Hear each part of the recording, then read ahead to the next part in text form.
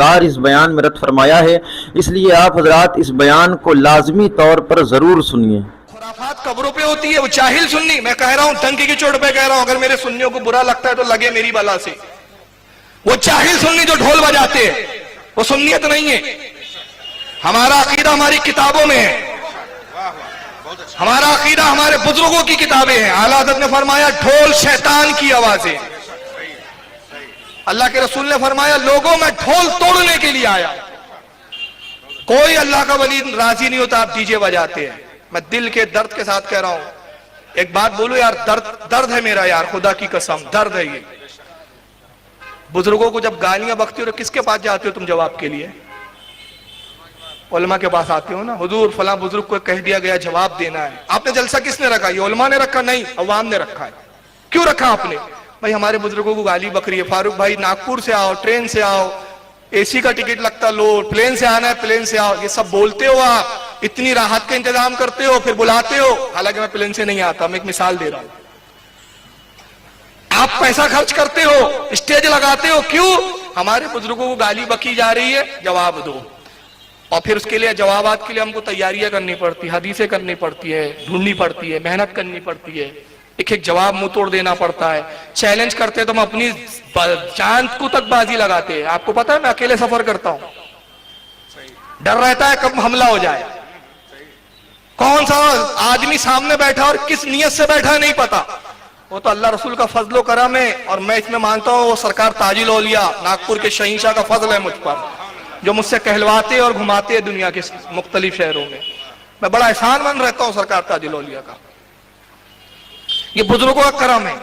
ہم آپ کا عقیدہ بچانے کے لیے اتنی محنتیں کریں، اتنی جستجو کریں، ان گستاخوں کے منہ توڑ جواب دیں، مگر جب وہی علماء آپ سے کہتے ڈھول حرام ہے تو آپ اپنے علماء کی نہیں ماننے کے لیے تیار ہیں۔ وہاں آپ بولتے ارے ملاؤں کو کیا سمجھتا، ہم تو ناچیں گے تھرکیں گے۔ فرقہ آپ لوگوں سے بدنام ہوتا ہے۔ کوئی مولوی ڈھول نہیں بجاتا۔ اگر ڈھول شریعت میں ہوتا اور بزرگوں کی منشا ہوتا، ہر مدرسے سے ایک سندل نکلتا ڈھول والا، لیکن ہمارے مدرسوں سے سندل نہیں نکلتے بھائی۔ ہمارے علماء نہیں ڈھول بجاتے ہوئے جاتے، کیوں؟ کیونکہ جائز نہیں ہے۔ اور میں تم سے پوچھتا ہوں، جس بزرگ کے عرس کے لیے تم ڈھول بجاتے ہو، کیا اس بزرگ نے کبھی اس طرح ڈھول بجا کے سندل نکالا ہے؟ وہ بزرگ آیا کیوں تھا؟ اس کا مقصد کیا تھا؟ بات غریب نواز کی کر رہے ہیں ہم، جو ہندوستان کے ولیوں کا تاجدار ہے، سلطان الہند ہے، سارے ولی اس کے غلام ہندوستان کے، وہ تاجدار ہندوستان آیا کیوں؟ اپنی زمین سنجر کو چھوڑ کر، ایران کا علاقہ ہے سنجر، ایران سے پیدل چل کر اونٹ پر گھوڑے پر نہیں آیا، کس لیے آیا؟ وہ ایمان دینے آیا، ڈھول بجوانے نہیں آیا تھا وہ۔ تو کیا وہ بزرگ خوش ہوتا ہے آپ ڈھول بجاتے؟ قسم خدا کی اس کی روح تڑپتی ہے، دیکھتا ہے کہ میرا مقصد کیا تھا، میرا مشن کیا تھا، اور میرے مشن کی کیسی دھجیاں اڑائی جا رہی ہے۔ تو علماء آپ کے لیے لڑیں، علماء ان کے منہ توڑ جواب دیں، مگر آپ کی حالت یہ ہے کہ آپ اپنے علماء کی سننے کے لیے تیار نہیں۔ ناچیں گے ہم، تھرکیں گے، اور پھر جب وہابی بولتے ہیں تو ارے یار ایسا بول رہے۔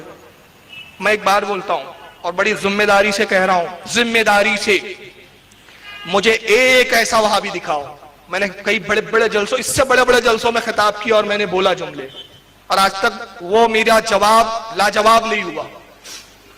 میں نے کہا ایک ایسا کوئی وہابی دکھاؤ جو سنی تھا، اہل سنت سے تھا، وہابی ہوا، اور وہابی ہونے کی وجہ کہ اس نے کہا ہو کہ مولانا امام احمد رضا کی کتابیں میں نے پڑھا، وہ قرآن و حدیث کے خلاف میں نے اس کو پایا، اس لیے میں وہابی ہو گیا ہوں۔ ایک بھی وہابی نہیں ملے گا، خدا کی قسم نہیں ملے گا۔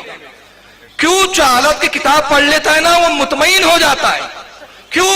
اس لیے کہ اعلیٰ حضرت کی کتاب لکھنے کا انداز کیا ہے، اعلیٰ حضرت کے استدلال لانے کا انداز کیا ہے، دلائل دینے کا انداز کیا ہے۔ اعلیٰ حضرت جب کسی عقیدے کی بات کرتے ہیں، کسی مسئلے پہ قلم اٹھاتے ہیں، تو پہلے قرآن کی آیتیں لاتے ہیں، پھر احادیث رسول نقل کرتے ہیں، پھر اقوال ائمہ لاتے ہیں، اور پھر قیاسات اور اپنے دلائل سے اس کو مبرم اور موزن کرتے ہیں۔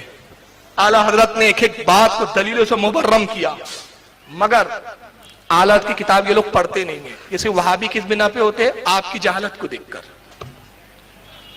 اب میں درد کے ساتھ بول رہا ہوں، یہ میرا درد ہے بھائی، برا لگے تو آپ 2 روٹی گھر جا کے اچھے سے کھا لینا، کہ یار دو گھنٹے وہابیوں کو گالی بکا اور 15 منٹ ہم کو بھی لتھیڑ ڈالا اس نے. مجھے اس کی پرواہ نہیں ہے کہ آپ مجھے نذرانہ دیں، میں نذرانے کے لیے تقریر کرتا بھی نہیں ہوں، میرے پاس اللہ کا دیا بہت ہے.